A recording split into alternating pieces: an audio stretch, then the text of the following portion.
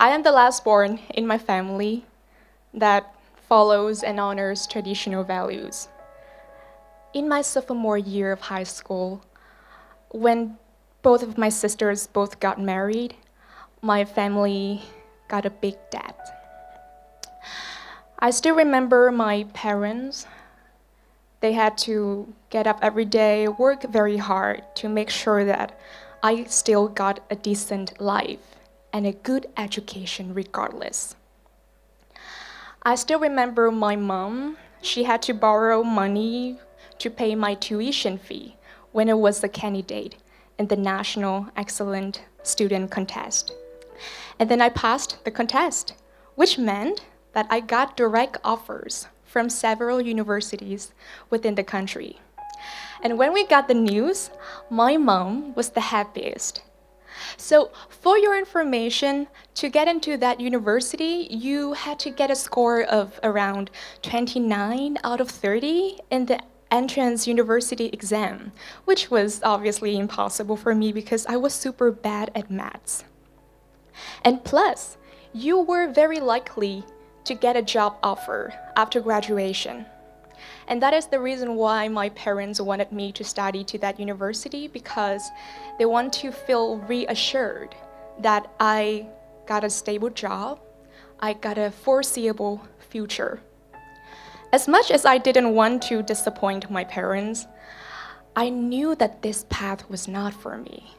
I knew that I was not cut out for this job as a police officer, because all I wanted to do was television and communication. And that was my very first step outside the norm. So I got into college, and on a very beautiful day, I posted a video of me covering a very cute song. After one night, that video went viral all over the internet. And wow, a CEO of an entertainment agency contacted me. Everything happened so quickly that I didn't have time to process it. And the CEO persuaded me into becoming a singer under his company. Then he told me his story of dropping out of college in his senior year to become a director, and now he made it. And I was like, wow, that would be a lot of fun. I think this would be a very big opportunity for me, my time to shine. On the other side of the spectrum, the music video got good response in general, but regarding my voice and my singing, people didn't like it that much.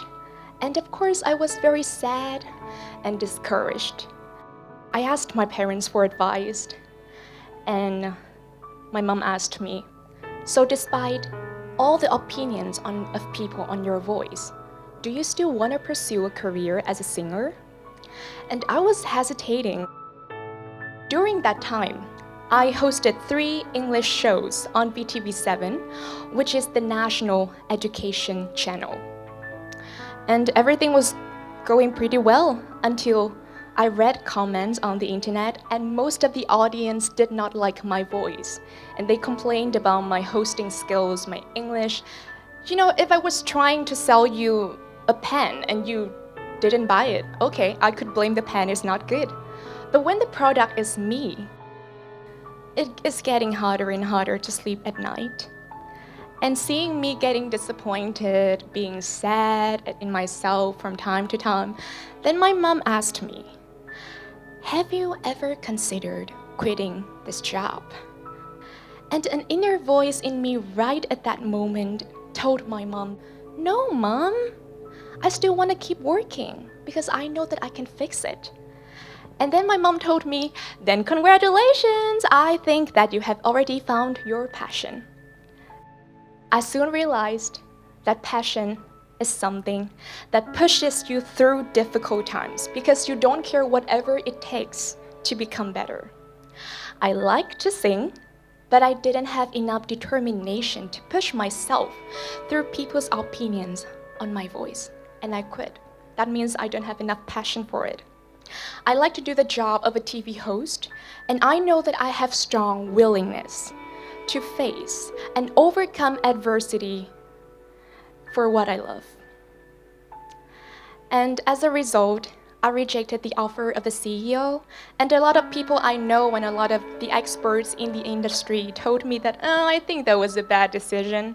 Oh, I think if I were you, I wouldn't do that.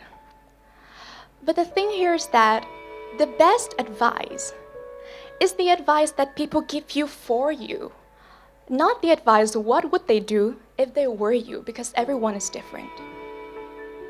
The lesson I learned hard way from this big event in my life is that people cannot take the right decisions in your life. Only you can, by listening more to your inner voice and by staying true to your vision.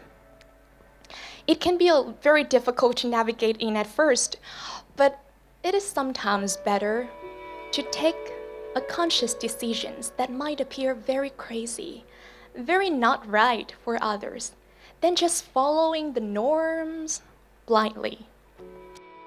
Getting back to my story, and regarding my voice, as a lot of audience complained about my too high-pitched voice, which was very irritating to listen to, and they didn't like my voice.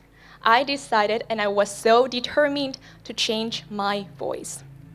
Everything was going pretty well once again, and one day, the producer and the director of the show that I hosted uploaded a podcast that had me hosting with that high-pitched voice. And then I asked him if it was okay to delete the podcast, because I thought the voice was terrible and the audience might not like it, and I was too afraid to be judged again by the audience.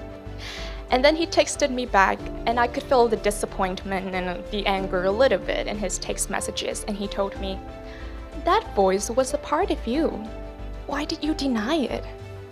It was not until when I talked to people, I talked more to my audience, and I read more comments, and people started to say, "What happened to your voice, V? You spoke too quietly and softly that it's really hard to listen to you. And we couldn't really find the positive energy, the fun vibes like before." And that moment left me speechless. Because I was too confident that the positive energy was something that I could always bring to people. That was my unique selling point. But when the audience couldn't find that in me, it felt like a loss of a part in my body. I really lost sight of who I was. I listened to people's opinions, and I changed who I am. Because I think others might accept me for it. But I was wrong. What I had been doing so far is not trying to become better, but trying to become someone else. By rejecting myself, by seeking validation from every single one. And what the producer and the director told me just went on a loop in my brain for weeks. That voice was a part of you. Why did you deny it? Why did I deny it? I didn't know. I think because we as humans often make a lot of mistakes. And we often, very often, punish ourselves for those past mistakes, because those mistakes often come back with an overwhelming feeling of guilt, of shame. I'm not good enough, and I have never ever been good enough. And I realized that the hardest person to forgive on this earth is not someone who betrayed you. The hardest person to forgive on this earth is myself. I know we listen to this phrase all the time, just be yourself. But it's the use of the word just that really surprises me. Because when we use the word just, it means that it is something very easy to do. Then why just being myself is still the hardest thing for me to do? Why? I realized that my true self is actually being covered up with a thinking and with a perception which is based on fear. My true self is who I really am when I let go of all those stories, of all the judgments that I myself place on me. My stories of stepping outside the norm is challenging myself, but it is not about changing myself, because as you can see, I failed when I tried to change myself. At the end of the day, we as humans, we are allowed to make mistakes. We are allowed to laugh at ourselves. We are allowed, to do something wrong, just make mistakes. It's not the end of the world. Who on earth has not made a mistake? So it's okay to feel bad. It's okay to feel down and heavy sometimes, because the cloud rains when it's heavy too. So it's really okay. It's totally normal. You don't have to try to become anyone else. You just be you. And being you, being authentic, being an individual is enough. Because individuality makes diversity. And individuality and diversities are two most precious things on this earth. No matter who you are, no matter where you come from, you are the one and only, and that's what makes you beautiful and special in your own ways. And no matter what you are facing right now, and I don't know, no matter what the future holds for you, please, never change yourself. Love yourself, accept yourself, and then transform yourself.